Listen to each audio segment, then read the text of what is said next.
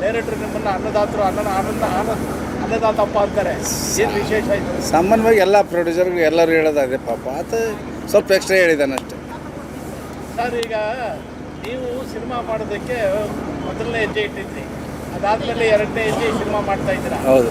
ಇಲ್ಲಿ ನಾಯಕ ಹೊಸ್ಬ, ನಾಯಕಿ ಹೊಸ್ಬ, ಡೈರೆಕ್ಟ್ರ್ ಹೊಸ್ಬ, ಇವ್ರು ನಂಬಿ ಯಾವ ರೀತಿ ಕೋಟಿ ರೂಪಾಯಿ ವ್ಯತ್ಯಾಸ ದೇವ್ರು ನಂಬಿದ್ದೀನಿ ಮತ್ತು ಎಲ್ಲ ಟೀಮ್ನೂ ನಂಬಿದ್ದೀನಿ ನಾನು.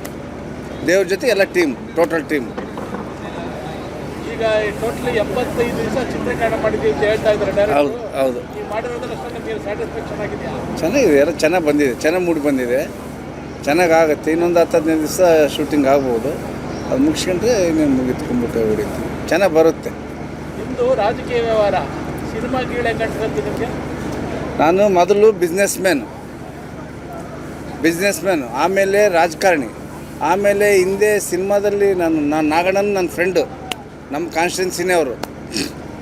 ಹಿಂಗೆ ಅವ್ರ ಜೊತೆಗೆ ಇವ್ರ ಜೊತೆಗೆ ಇದ್ಕೊಂಡು ನೋಡ್ಕೊಂಡು ನಮಗೆ ಒಂದು ಇದು ಬಂತು.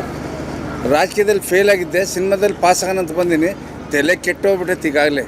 ಮುಂದೆ ನೋಡೋಣ ಏನೇನಾಗುತ್ತೆ ಅಂತ. ಸರ್, ಇವತ್ತು ಏನೋ ದೊಡ್ಡ ಅದ್ದೂರಿಯಾಗಿ ಇವತ್ತು ಸಾಂಗ್ನ ಮಾಡ್ತಾ ಇದ್ದಾರೆ. ತಾಯಿ ಹಿಂದೆಗಡೆ ದೇವಿ ಅಲ್ಲ, ಐ ಎಮ್ ನಾಶ್ವಾದೆ ನಮ್ಮೆಲ್ಲರಿಗೂ, ರಾಮಗೂ ನನಗೂ ಟೋಟಲ್ ಟೀಮ್ಗೂ. ಮಾಲಾಶ್ರೀ ಅವ್ರನ್ನ ಈ ಚಿತ್ರಕ್ಕೆ ಹಾಡಿಗೆ ಹಾಕಬೇಕು ಅಂತ ಯಾಕಂದ್ರೆ ನಮ್ಮ ಕಾನ್ಸೆಪ್ಟ್ ಹಂಗಿತ್ತು, ಅದ್ರಲ್ಲಿ ಸ್ವಲ್ಪ ವ್ಯತ್ಯಾಸ ಇದೆ. ಅದು ಸ್ವಲ್ಪ ನನಗೆ ಬೇಜಾರಾಗಿದೆ. ಅದು ನನ್ನ ಕಾನ್ಸೆಪ್ಟ್ ಟೈಪ್ ಬರಲಿಲ್ಲ ಕಾಸ್ಟ್ಯೂಮ್, ಹಂಗಾಗಿ ಅದರಿಂದ ಭಾಳ ಬೇಜಾರಾಗಿದೆ ನನಗೆ. ನೋಡೋಣ ಇನ್ನೇನು. ಎಷ್ಟು ದಿನ ಶೂಟಿಂಗ್ ಇದೆ ಸರ್? ಇನ್ನೊಂದು 15-20 ದಿನ ಆಗ್ಬೋದು. ಯಾವಾಗ ಚಿತ್ರ ರಿಲೀಸ್ ಮಾಡ್ತೀರಾ? ನಾವು ದೀಪಾವಳಿಗೆ ಅಂದ್ಕೊಂಡಿದ್ದೀವಿ, ಮಾಡ್ತೀವಿ. ನನ್ನ ಕಷ್ಟ. ಮಾಲಾಶ್ರೀ ಅವ್ರ ಬಗ್ಗೆ? ಮಾಲಾಶ್ರೀ ಅವರು ಒಳ್ಳೆ ಸ್ಟಾರ್ ಹೀರೋಯಿನ್, ಅವ್ರ ಬಗ್ಗೆ ನಾವು ಏನು ಹೇಳೋದಿದೆ. ಅವ್ರು ಬಂದು ನಮ್ಗೆ ಒಳ್ಳೆಯದೇ ಆಗುತ್ತೆ.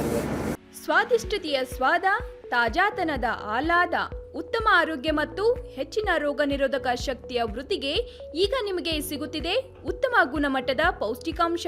Shri Vaidik millet health mix, ಇದು ಸಿರಿಧಾನ್ಯಗಳ ಸಂಪತ್ತು.